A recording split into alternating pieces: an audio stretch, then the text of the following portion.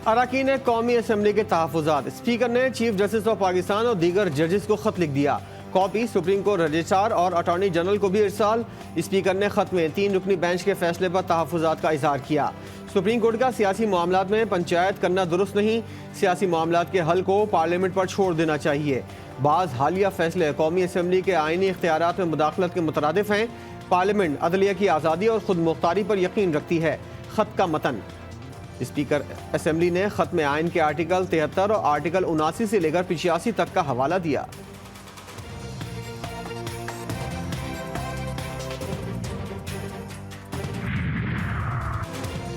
बड़ी अदालत, बड़ा केस, बड़ी समाअत। फरीकैन को मुज़ाकरात के लिए दी गई डेडलाइन भी खत्म। पंजाब में इंतखाबात से मुतालिक केस की समाअत आज फिर होगी।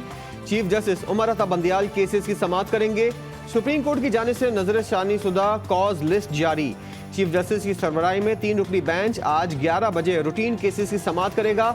मुल्क में एक ही दिन इंतखाबात पर समाअत भी आज 11 बजे होगी। सुप्रीम कोर्ट के 3 रुकनी बेंच ने, जिसको पार्लियामान ने कबूल नहीं किया, और ये एक मुतफक्का राय थी और फैसला था कि हम 4-3 का फैसला मानते हैं। पंचायत उनका काम नहीं है, उनका काम कानून और आइन के मुताबिक फैसले देना। वज़ीर-ए-आज़म शहबाज शरीफ की एक मरतबा फिर आला अदलिया पर तनकीद। इत्तेहादी सरबराहों के इजलास में बोले, सुप्रीम कोर्ट का काम पंचायत लगाना नहीं, कानून और आइन के मुताबिक फैसले करना है। PTI के एजेंट्स ने इदारों को लड़ाने की साजिश की, इंतशार फैलाया। इलेक्शन के लिए अक्टूबर या नवंबर की तारीख बनती है। 3 रुकनी बेंच का फैसला कबूल नहीं, चाहते हैं पार्लियामेंट के फैसले का एहतराम करें। मजीद कहा, एक दिन इलेक्शन होने चाहिए, कब होने चाहिए इस पर इत्तेहादी जमातों में इत्तेफाक है।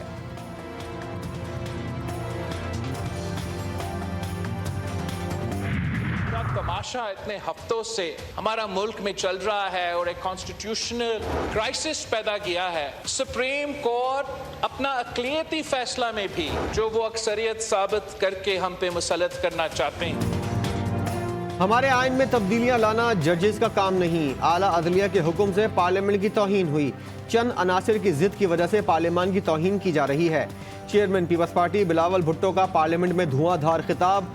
बोले, मुल्क में हफ्तों से तमाशा चल रहा है, आईनी बहरान पैदा किया गया। वज़ीर ख़ारजा ने वाज़ेह किया कि हम आइन के खिलाफ कोई कदम नहीं उठाना चाहते।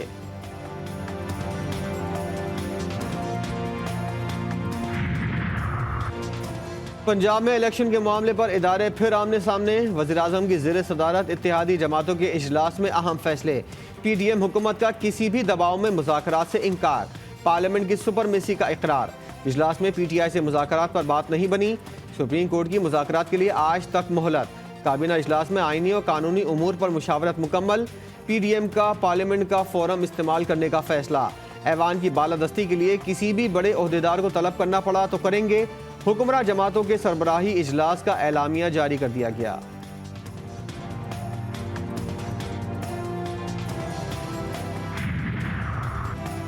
हुकूमती हलकों में एक मरतबा फिर एतमाद का वोट लेने की बाज़गश्त। शेख रशीद के सदर को खत के बाद हुकूमत ने दोबारा संजीदगी से गौर शुरू कर दिया। ज़राए के मुताबिक वज़ीर-ए-आज़म कल या किसी भी मुनासिब मौके पर एतमाद का वोट ले सकते हैं। हुकूमती इत्तेहाद ने आज बिलावल भुट्टो की तकरीर के दौरान शो ऑफ पावर कर दिया।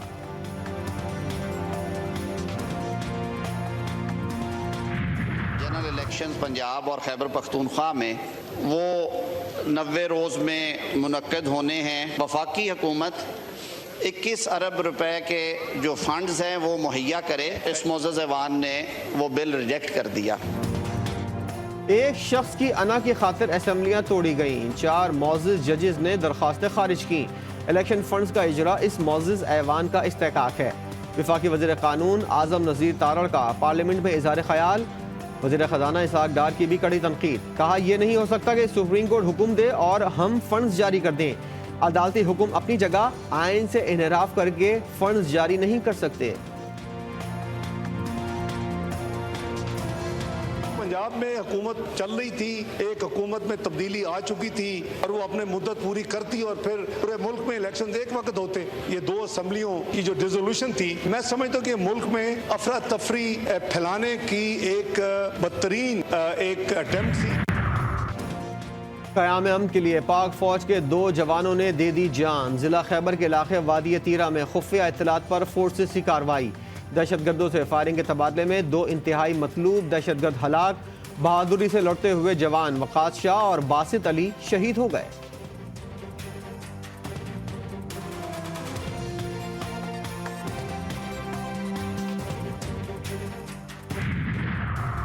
जैकाबाद में सिंध बलूचिस्तान पुलिस का मुगवी की रिहाई के लिए मुश्तरका ऑपरेशन। फायरिंग के तबादले में सब इंस्पेक्टर समेत 6 पुलिस एहलकार शहीद। मुगवी को बाजियाब कराने के लिए पुलिस पहुंची तो डाकुओं ने फायरिंग कर दी। फरार डाकुओं की गिरफ्तारी के लिए नाकाबंदी कर दी गई।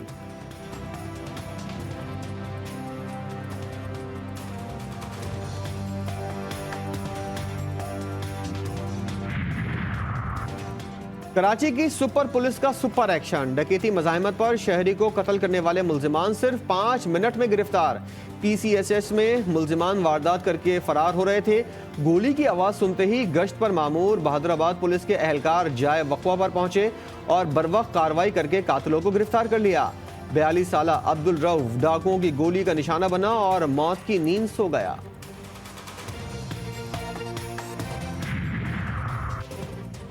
बलूचिस्तान में बारिशों का नया सिलसिला और तवील सिस्टम बरसने को तैयार। 28 अप्रैल से 7 मई तक शदीद बारिश के बायस अर्बन फ्लडिंग का खतरा। हुकूमत ने हंगामी सूरत हाल से निपटने के लिए तैयारी मुकम्मल कर ली। नए स्पेल के दौरान गरज चमक के साथ तेज बारिश और झालावारी का इम्कान।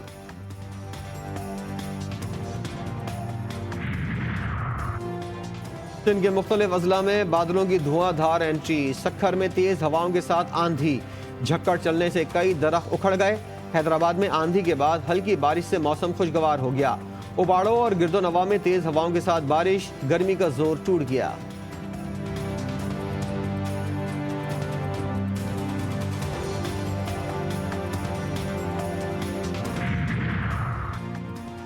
कराची वालों के सरों पर सैलाब का खतरा।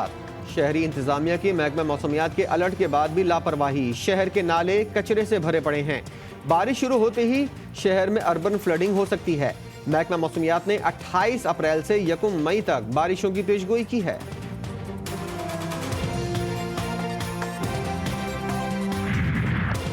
और लॉलीवुड की आन बान और शान हिदायतकार और अदाकार शान शाहिद आज अपनी 52वीं सालगिरह मनाएंगे।